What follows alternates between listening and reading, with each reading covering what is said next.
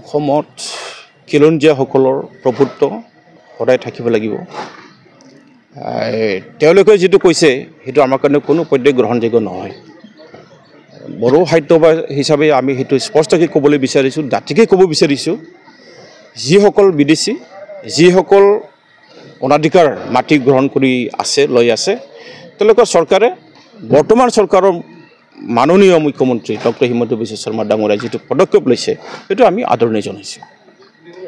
হেতু ক্ষেত্ৰত মই আকৌ এটা কথা যোগ কৰিব বিচাৰিছো যে আমাৰ মানুহৰ কাৰণে কিছুমানক আসলতে উচতনি দিয়া নিচিনা হয় যে সন্মানীয় অখিল গগৈ ডাঙৰীয়া তেওঁ এজন সন্মানীয় বিধায়ক, তেওঁ তাত গৈ পেলাই যেটো কাম কৰিছে, যেটো কাৰ্য কৰিছে হেতু আমি সহ্য কৰা নাই।